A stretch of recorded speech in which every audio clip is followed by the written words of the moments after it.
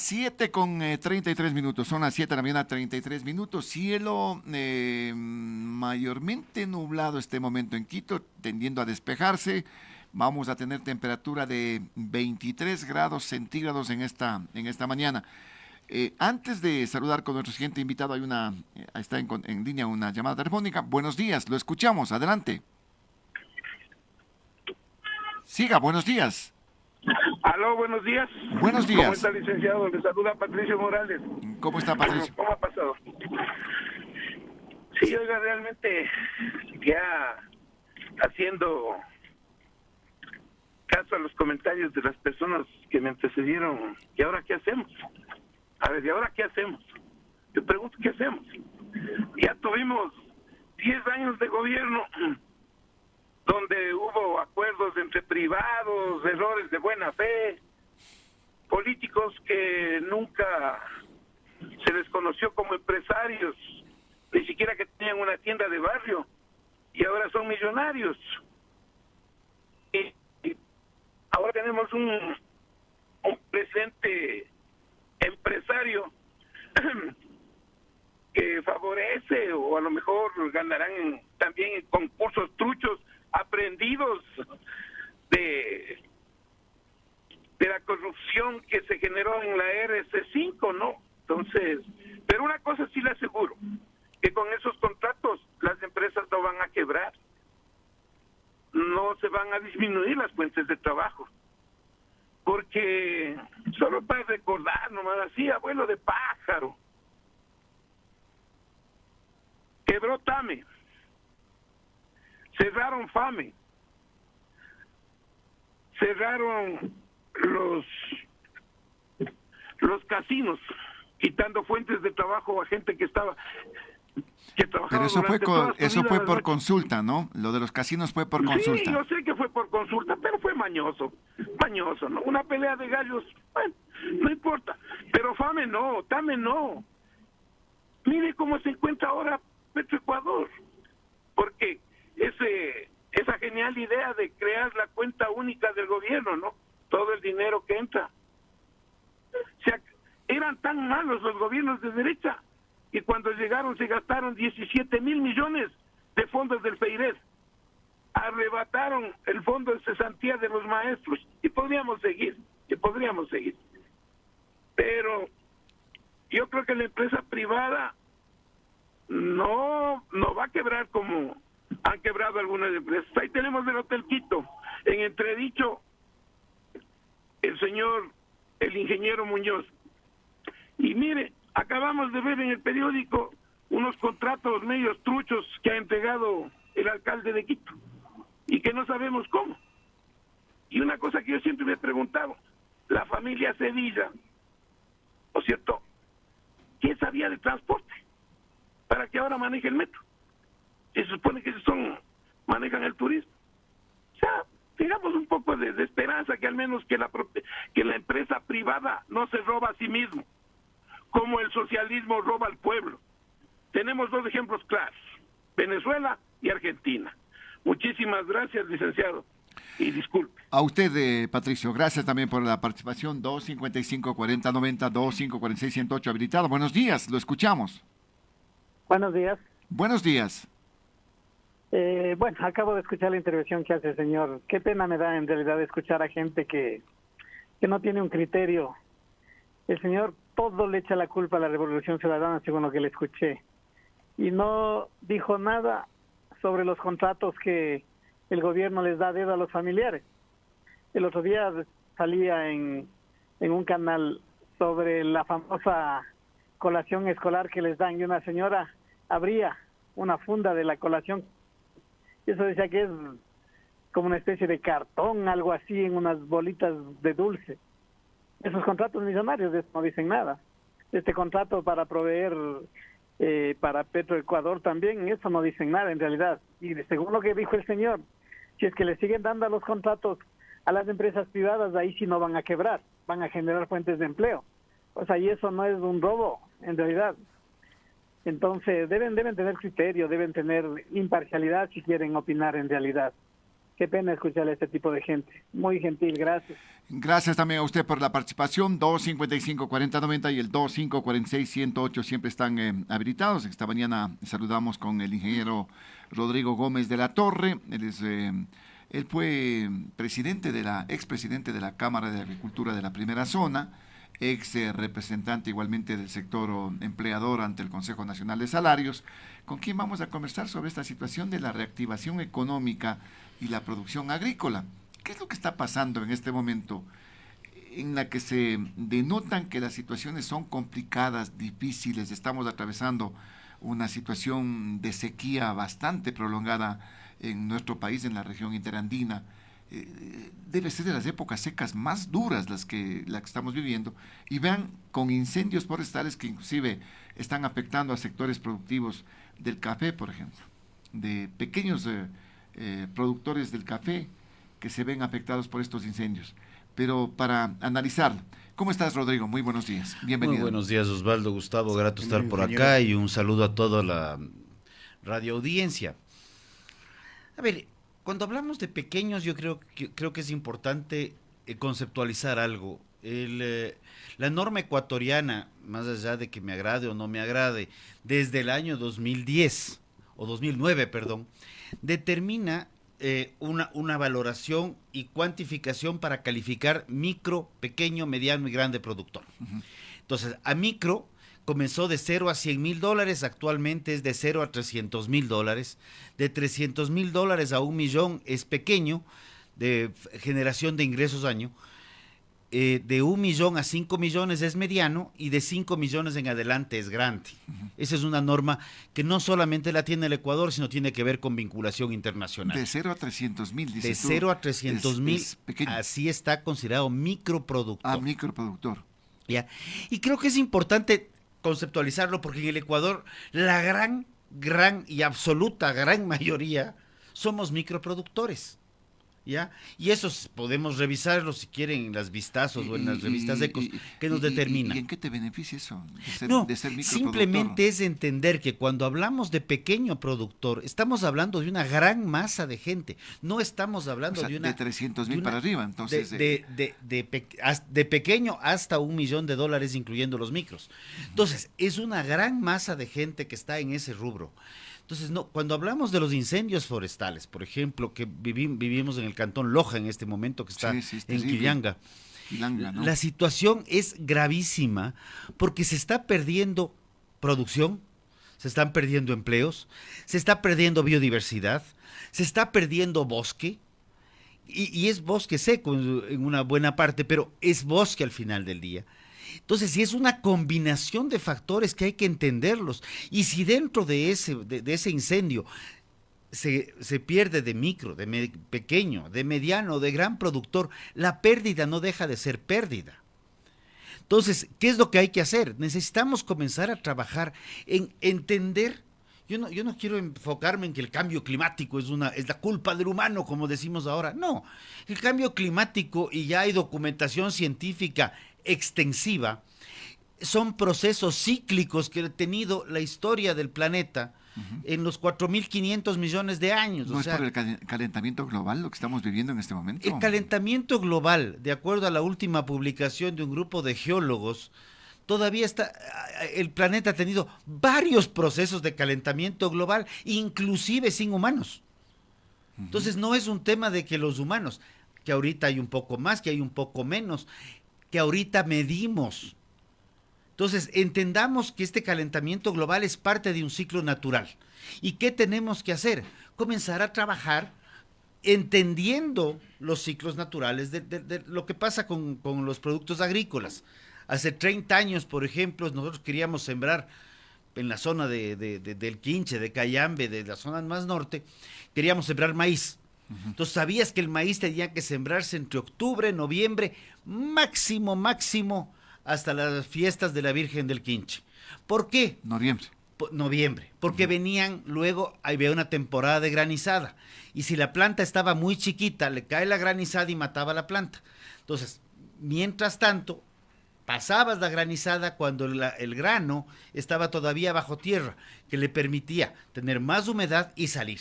Entonces, eso es un saber que no te enseñan en Claro, la universidad. claro, Lo claro. mismo que nos pasa ahorita. Los campesinos, los agricultores antiguos sabían eso, pues. Y los campesinos que somos campesinos, y me incluyo, estamos viendo eso, estamos caminando la tierra, entendiendo a los Bueno, animales, pero entendiendo los ciclos y entendiendo los cambios. Eso es lo importante, porque existe ese conocimiento ancestral, pues, ¿no? Ese En este caso. conocimiento ancestral, y es interesante porque esta fue una charla que yo di en el año 2014, estaba haciendo memoria, el año 2014 yo decía, tenemos que pensar en un extensionismo agrícola de doble vía. Y me decían, ¿pero por qué si el extensionismo es que los estudiantes salgan o los recién graduados salgan a enseñar a la gente del campo que no ha tenido posibilidades de estudiar? Y yo les decía, sí, vamos a llegar al campo a enseñarle a una persona de 50, 60, 65 años cómo sembrar papas cuando lo ha hecho por 45 años.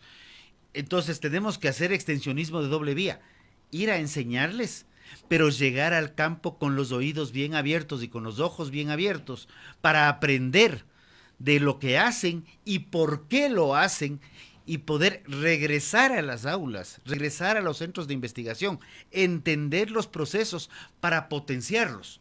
¿Por qué en un cultivo de zanahoria se le pone alrededor culantro, por ejemplo? Y es porque hay plagas que con el culantro, el olor fuerte del culantro se ahuyentan para proteger la zanahoria. ¿Por qué ciertos cultivos requieren más sombra? ¿Por qué requieren menos sombra? ¿Qué tipo de árboles sembrar para acompañar cultivos? Entendiendo que el árbol también puede tener un fin comercial. Entonces, además de proteger el cultivo en el tiempo, se convierte en una fuente de ingreso para el productor. La agricultura es una actividad de resistencia, no de velocidad, porque es algo que toma años ir desarrollando. Si alguien me dice que va a consolidar una ganadería en 6 meses porque tiene un pocotón de plata en el bolsillo, yo me reiré y dirá, podrás comprar la tierra, podrás comprar las máquinas y las vacas, pero consolidar una ganadería ya en ciclo productivo no funciona así, porque la inversión que haces tienes que pagarla en el tiempo. Entonces, cuando hablamos de las novelerías que tenemos ahora, de que hay gente de escritorio que nos dicen cómo trabajar con los animales, qué debemos hacer y qué no debemos hacer y por qué, pues realmente es porque no han conocido ni han vivido lo que es la producción. Jamás. Y perdón que ponga ese jamás pero con resaltar. ¿qué es lo que se está viviendo en este momento en el ámbito de la reactivación productiva, en el tema agrícola, por ejemplo? En donde siempre hemos dicho, hay que volverle los ojos al agro, se dice, ¿no? A ver, sí, pero por favor. Pero es una retórica nada más de este asunto, ¿no? Es pavorosa. Yo voy a volver los ojos, tengo aquí una linda ventana, tengo al Pichincha aquí a mi izquierda, y digamos que hay un par de lugares donde se puede cultivar que no tenga que ver con las laderas y los bosques. Y digo, volvamos los ojos al agro. Entonces yo veo ahí un lote de terreno y digo, ese lote necesita ponerle servicios. Ah, ya, servicios. Entonces necesitamos un impuesto, subirle el predial. Necesitamos que tenga 10 personas trabajando, pero necesitamos cambiar las reglas del juego para el sector agrícola o imponer las mismas reglas del juego que al sector comercial. Necesitamos fertilizante, pero necesitamos plata, entonces ponerle un impuesto, un arancel.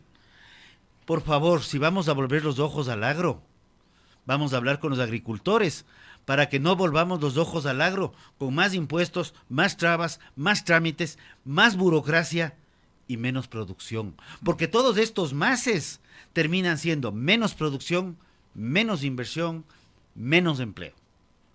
Entonces, yo le tengo mucho miedo a esta frase. Ahora, tú estás diciendo entonces hay que desregularizar todo en el tema del agro. Dejar de complicarle la vida al agro. Hace 2008 se aprobó la ley de equidad tributaria y le metían el impuesto a las tierras rurales. Y la gente de la Amazonía decía, ¿por qué impuestos si yo tengo al menos 40 hectáreas? Es que para que sean productivos, pues en este caso. Hay tierras que están abandonadas, que no cumplen la misión. Fomentemos la producción, pero si a una tierra abandonada, igual, me voy a la situación de Quito, a una casa patrimonial, tú le pones impuestos, trabas, prohibiciones para darle una mejora, nadie va a querer invertir en la casa patrimonial porque le cuesta más. Y en vez de que el gobierno te ayude destrabando, no estoy pidiéndole plata, destrabando, haces que las casas vayan quedándose abandonadas, lo que está pasando en el centro histórico de Quito. ¿Ya? Bueno, ya están destrabando ese tema, ¿no? Están diciendo que están destrabando. Veamos en qué mismo termina. Aprobaron una ordenanza al respecto en este caso. Veamos en qué termina. Yo ya. Bueno, pero mira, Pero a lo que yo voy en el sector agrícola, tú que eres... y ahora quiero llegar a eso. ¿Qué es lo que requiere el sector agrícola? Muchas veces el sector agrícola requiere facilidades si necesitamos sacar una elaboración de quesos y lo quieres hacer correctamente cumpliendo todas las normas y la formalidad. Solamente para sacar una licencia de venta, una notificación sanitaria para venta, tienes un trámite de 8 a 10 meses. Mientras tanto, tú ya estás produciendo. En ese tiempo ya no sacaste nada. Hagamos esto de aquí. Y esto lo hemos discutido desde el año 2010, 2011, 2012. Comencemos a hacer licencias. La tramitología, dices tú, la tramitología. Los procesos de tramitología en el Ecuador son inviables para generar empleo. Por eso es que no viene la inversión. Por eso es que no viene inversión. Y no hablamos de impuestos y no hablamos de empleo todavía. Uh-huh. Y ayer oía un post de un economista que decía, a mí me dicen que el empleo en el Ecuador está en una situación muy inestable, que es muy variable. Y él decía, no es verdad, el empleo en el Ecuador es extremadamente estable. Hay tal cantidad de trabas que nadie quiere contratar. El empleo no crece y por el contrario solamente se ajusta a la población económicamente activa para decir que algo ha crecido. La situación del empleo es completamente estable, siempre estancada o hacia abajo. Y es verdad. Podemos revisar las cifras de empleo desde el 2014 a la fecha. El empleo se genera cuando tienes oportunidades, cuando hay reactivación, pues. Por eso te pregunto, ¿y en el agro a eso qué? voy. Si yo quiero... ¿Qué pasa en el agro, en la realidad? En este momento? del agro... Hay mucha gente del agro, campesinos, que se vienen a las ciudades. ¿Por qué? Porque quiero emprender en quesos, o quiero emprender en papas, o quiero emprender en hacer chocolate, o quiero... Y cuando comienzo a emprender, me ponen una serie de trabas y normas que realmente al poco tiempo lo que tengo es que no he podido vender, tengo ya costos adicionales y tengo prohibiciones adicionales que probablemente derivan en sanciones. Y todavía no he vendido. Entonces, por favor, vea, hasta aquí llegué. Oye, y eso lo vamos viendo desde hace muchos años. ¿Cómo lo prevés tú, este futuro de la agroindustria? No sé si tenemos una agroindustria nosotros en el país muy... Claro que tenemos. Pero muy pequeña. Al revés. ¿No? Tenemos una agroindustria que está fuera del proteccionismo estatal, ¿ya? Porque el momento que tú haces todo lo que es producción, empaque, el caso del plátano, por ejemplo, y tú llegas a ponerlo en una caja para exportación, es mínimamente industrializado, digámoslo así, porque hay un proceso posterior a la cosecha, ¿ya? Y el Ecuador es líder mundial en exportación de camarón, en exportación de banano, en exportación de cacao, en exportación de café, en exportación de flores. Tenemos una agroindustria de exportación de frutas y conservas, de mermeladas. O sea, el Ecuador de brócoli. ¿Y por qué no se refleja eso en la productividad en el campo? No es de todos. Pues. Porque no es de todos. Porque es quien pudo hacerlo. Ahora, los micro, por no decirles pequeños, los micro. Yo miraba una señora que partía el alma, pues llorando porque se quemó su plantación de café. Perdió toda su inversión de la vida. Y no hay un seguro agrícola real. Entonces, ¿dónde está el Estado? Para que les ayude, El Estado no está.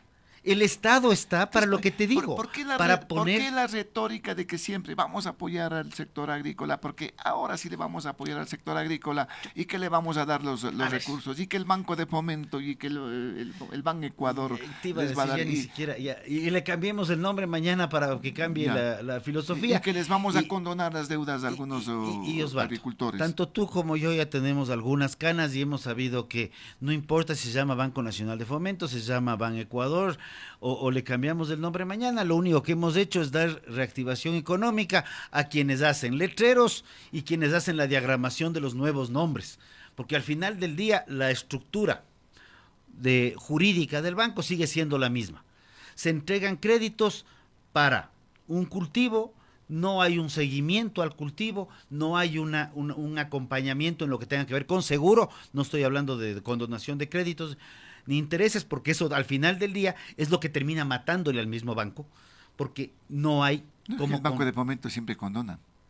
Cada 2 años en promedio. Exactamente. Para ser exactos. Y depende la presión política, hasta 3,000, hasta 5,000. Hay uno que quería que hasta 10,000, porque el crédito de él era de poco menos de 10,000, entonces quería ver cómo entraba. Pero vamos al otro lado.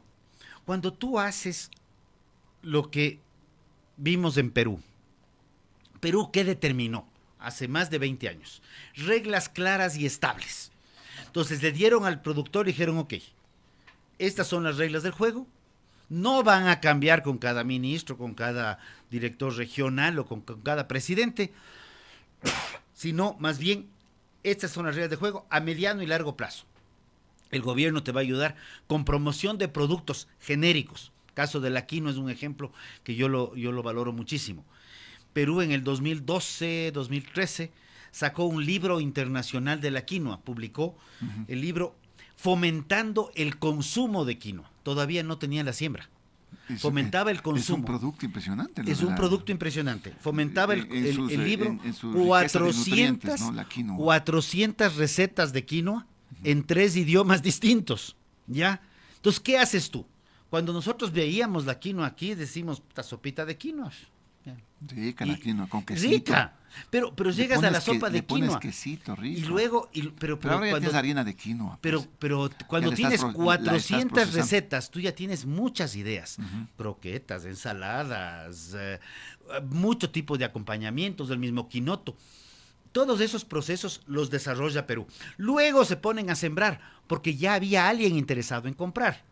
¿Qué hizo el Ecuador? Vamos a fomentar la quinoa. Y se armó un plan de quinoa y un plan de siembra. Y metieron plata desde el gobierno para sembrar quinoa, pero nunca le dieron a quién vender. Nunca fomentaron el comercio, porque había que poner más aranceles, cerrar las fronteras, protegerles a los productores. Se produjo quinoa, existió muchísima quinoa en el mercado, y lo que se proyectaba de vender a 160, 170 dólares el quintal de quinoa, no llegó a superar los 80 dólares, y las bodegas del INEAP repletas de semilla de quinoa que nadie quería saber nada. O sea, no. Entonces, tú trabajas desde crear consumo. Oye, es que no ¿Qué es lo que pasó? No te doy un... no es acompañamiento, la comercialización, es pues visión distinta. El gobierno no tiene nada que hacer comercializando. El gobierno tiene que abrir las puertas para comercializar. Yo te iba a preguntar. Déjame 30 segundos. Del caso del camarón. El camarón en el 2020 sufrió un remesón espantoso por un tema de consumo. Porque China, el principal consumidor en ese momento, dijo, se frena el año nuevo chino por el tema del COVID. Y el sector camaronero se vio abocado a ver qué hacer con camarón. ¿Qué hicieron? Se fueron a buscar mercado. Y el camarón que se peleaba los 3.600 millones de dólares de exportación año, en 2 años subió a 7.000 millones de dólares en exportación año, incrementando no solo precios, sino consumo y volúmenes de exportación. Oye, ¿y por qué la quinoa acá en el Ecuador fracasa y en el Perú es un producto exitoso? Porque no tenemos... Es una producción exitosa la de quinoa, exportan a Europa. Porque el Perú fomentó consumo en Europa. Porque el Perú se dedicó a hacer el librito de la quinoa en 3 idiomas y ponerlo a disponibilidad del mundo entero con 400 recetas. Aquí, aunque le pongamos quesito, maravilloso el queso. Todavía no salimos de la sopa de quinoa. 399 recetas adicionales donde le da movilidad al producto. ¿Qué hizo Perú? Reglas claras y estables. Gobierno de Fujimori bajó el proteccionismo y incrementó la apertura comercial. Perú tiene casi 200 acuerdos comerciales suscritos con el mundo entero. Nosotros seguimos peleando porque si nos abren, si no nos abren, a quién protege, a quién no protege. ¿No? Taita Estado, ayúdame porque si no me voy a morir. Y llegamos al punto en el cual nos quedamos con la quinoa. Y somos unos grandes importadores de quinoa, por cierto, desde Bolivia. Oye, pero los acuerdos comerciales en este caso, ¿le van a ayudar o no a la agricultura del país? Los acuerdos comerciales generan retos, generan generan amenazas para quien las quiera manejar. En el sector agrícola. En el sector agrícola son la herramienta de exportación. Ve, el Perú hace 25 años importaba alimentos y con suerte cubría su seguridad alimentaria. Perú en este momento ya nos igualó. En 20 años casi nos tiene igualado, si no superó ya, las exportaciones agroproductivas. O sea, tú le ves buen futuro. Sin para acuerdo comercial, la agroproducción. las cosas se complican más. El acuerdo comercial es cuando llegas al bar del amigo y eres socio. Y tú dices, yo con mi tarjeta de socio ya no hago cola, voy directo y hasta me brindan un traguito de bienvenida. Cuando no tienes acuerdo comercial, te vas al final de la cola y a ver si entras. Así funciona. Pero te puede ser contraproducente en algunos sectores. Va a generar amenazas, pero principalmente son retos y oportunidades. Donde, si tú ves que hay algo que puedes mejorar, la leche. Oye, ¿qué puedes exportar a China, por ejemplo, con el acuerdo comercial a China? De la parte de agricultura, todo. A más de lo tradicional, te digo. ¿Cuál es la perspectiva que tienes Lo que en este quieras. momento? China es uno de los más grandes consumidores y de hecho yo ni siquiera le vería a China como un mercado. Y quiero explicar esto, porque China son 1.400 millones. Toda la producción del Ecuador de un producto enviado a la China será para cubrir la mitad o un barrio de Wuhan, que fue un pueblo que se conoció por el tema del COVID. Apuntemos a mercados nicho, cuyes, pollo, huevos, cerdo, leche, carne. ¿Qué pasó con Colombia cuando se comenzó a exportar carne? El discurso fue, nos vamos a quedar sin ganadería. Habían 15, 16 millones de reses en ese momento.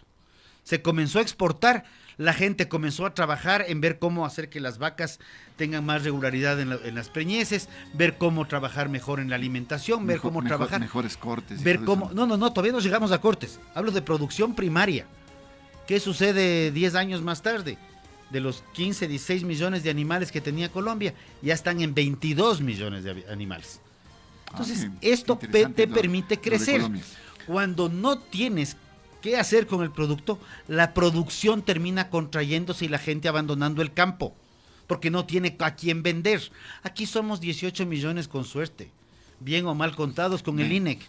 Pensemos en que podemos crecer mucho más si abrimos la mente, abrimos las puertas y abrimos los mercados al mundo. Muy bien, Rodrigo, qué importante conversar contigo en estos temas que tú los dominas, el tema agrícola, productivo, ganadero. Seguiremos conversando de los mismos. Encantado, muchas gracias. Osvaldo. Gracias al ingeniero Rodrigo Gómez de la Torre, analista en temas agrícola productivos y también expresidente de la Cámara de Agricultura de la Primera Zona. Vamos a hacer un pequeño paréntesis, ya volvemos.